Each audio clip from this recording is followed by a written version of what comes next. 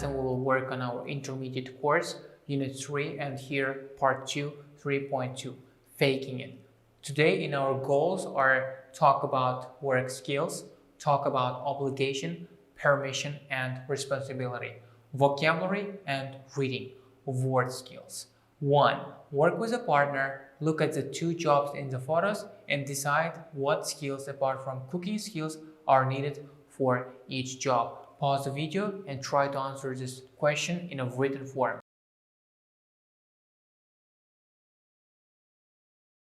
Now let's look at the possible answers. Well, in the first one, I think you have to be really efficient. You have to be really fast because there will be a lot of customers. You don't have to be exactly clean or you don't have to be neat and tidy. You just have to really work fast and get the job done. And the second one, as you see, you have to be aesthetic, you have to be neat, and you have to pay attention to every single detail and be really careful with everything that you're doing, because in the first one, the people who are just customers who want to eat and who want to just quench their hunger. In the second one, people are there for a status and for just having a good time. Exercise 2, work with a partner, read a newspaper review of a recent television program and discuss the questions. Now with your partner, pause the video and read a newspaper review and discuss the questions and give your own opinion.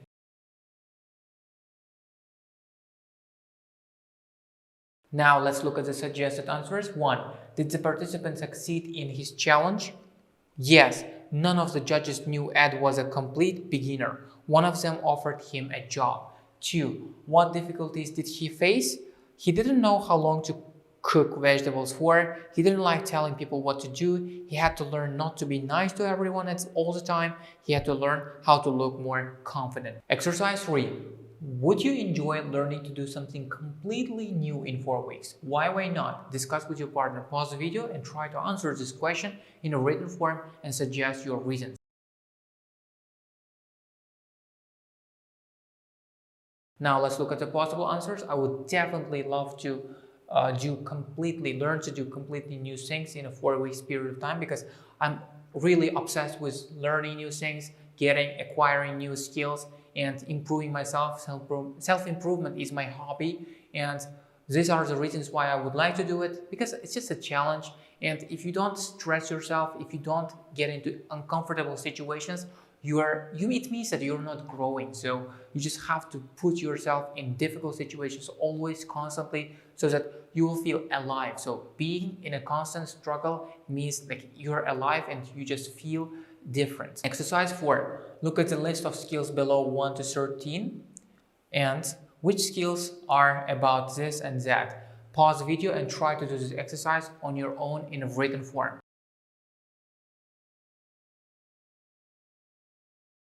Now let's look at the list of skills and the categories of skills. So list of skills: 1. Being a good leader. 2. Being confident in yourself. 3. Making decisions. 4. Making tight schedules. 5. Persuading people to do things. 6. Taking responsibility. 7. Working well under pressure. 8. Solving problems. 9. Being reliable. 10. Managing a team. 11. Multitasking. 12. Setting goals. 13. Working hard.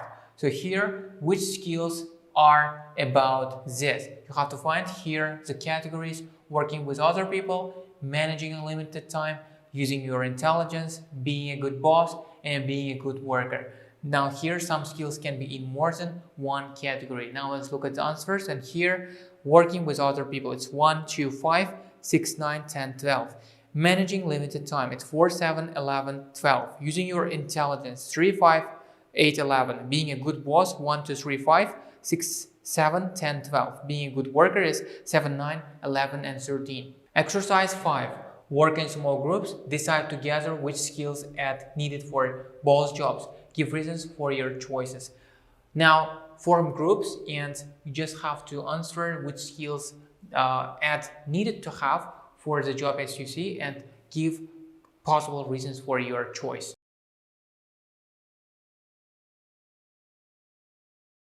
Now let's look at the possible answers. Well, Ed really needed such skills for his new job. It's being a good leader, being confident in yourself, making decisions, managing tight schedules, persuading other people, taking responsibility, working well under pressure. Actually, he needed all the skills, and the reason for this is, well, if you're not a good leader, Ed was chef in his restaurant.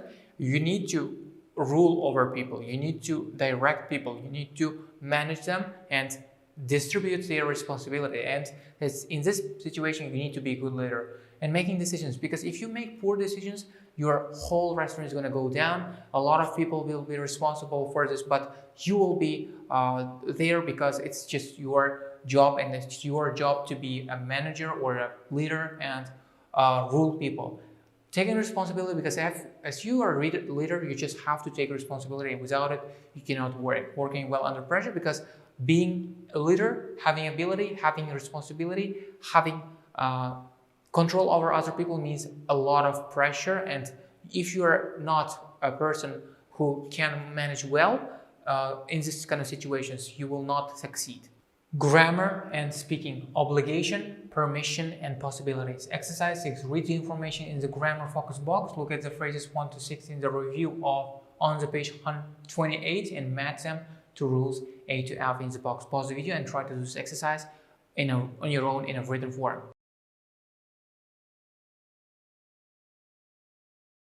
Grammar focus, obligation, permission, and responsibility. Present.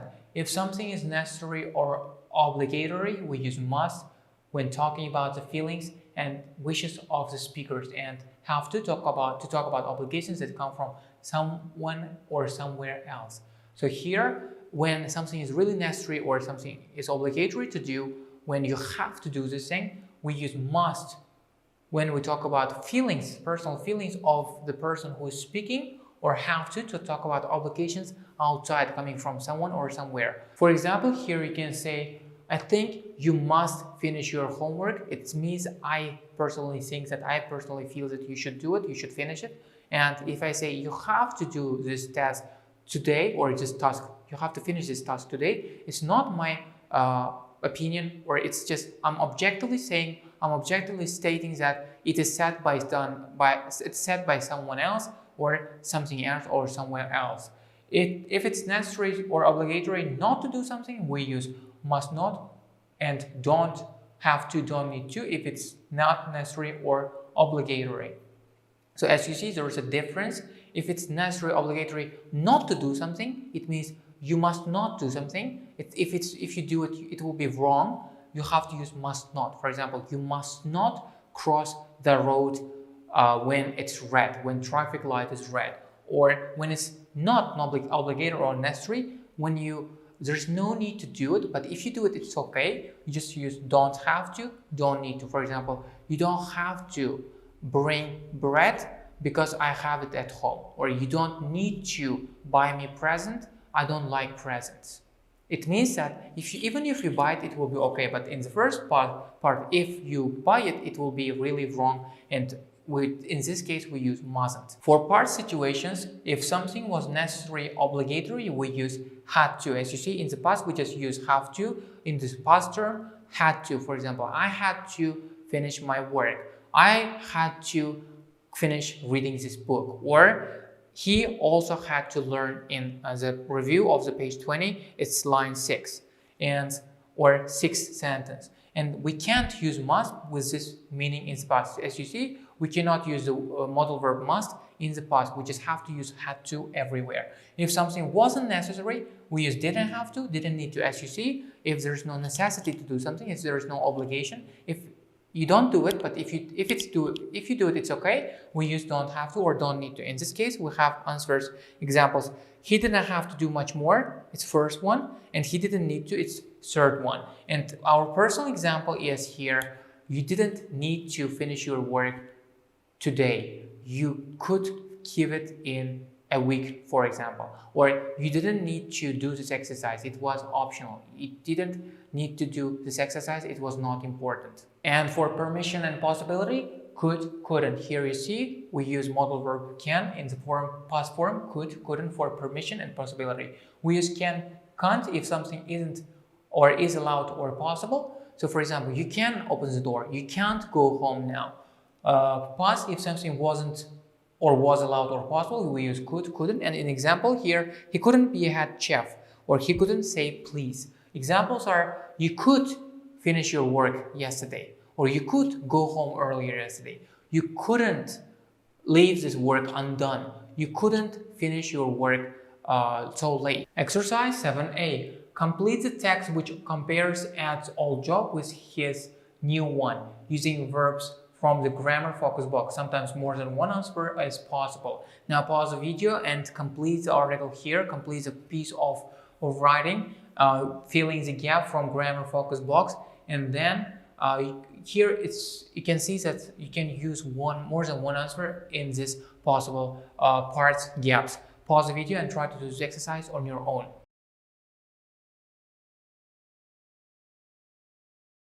Now let's look at the answers. When he was working in the burger van, Ed had to be reliable and turn up for work on time. He also had to be polite to the customers. However, he didn't have to take much responsibility as his boss dealt with the money. He didn't need to get up early because the van opened at 11 a.m. When he wanted to, he could even take a day off work. Now that he's training to be a chef, it's very different. He has to manage a team, even though he finds it difficult to tell people what to do. It's also a very high pressure job, so he must work to tight deadlines. However, he doesn't need to work outside anymore, and he can take home really nice food when the restaurant has closed. Exercise 7b, listen and check your answers. Now listen to the audio and check your answers one more time. Audio 3.5. When he was working in the burger van, Ed had to be reliable and turn up for work on time. He also had to be polite to the customers. However, he didn't have to take much responsibility as his boss dealt with the money. He didn't need to get up early because the van opened at 11 a.m. When he wanted to, he could even take a day off work. Now that he's training to be a chef, it's very different. He has to manage a team, even though he finds it difficult to tell people what to do. It's also a very high-pressure job, so he must work to tight deadlines. However, he doesn't have to work outside anymore, and he can take home really nice food when the restaurant has closed. Exercise 8. Work with a partner. Student A, turn to page 127, and student B, turn to page 133.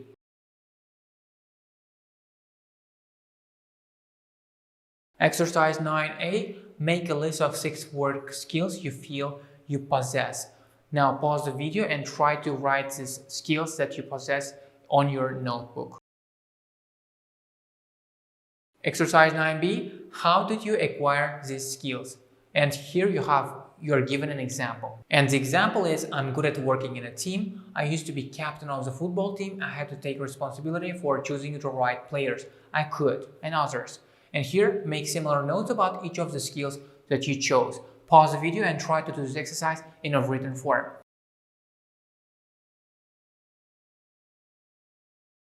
Now let's look at the possible answers. Well, I'm really good at talking to people, communicating with people and listening to people. And I used to be an avid learner, and I'm really curious. I want to know everything about people, everything. I want to get in new information. That's why I just have this, I think, meaning a talent of listening to people really with care or carefully. Exercise 9c. Task. Work with a partner, ask each other the questions. Here, you have to work with your partner and ask questions and answer these questions. And also pause the video and try to answer these questions in a written form. And the questions are, what are your 3 most important skills?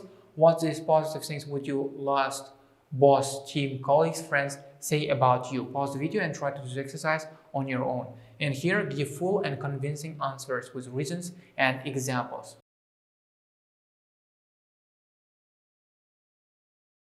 That's the end of our lesson. See you in the next lessons.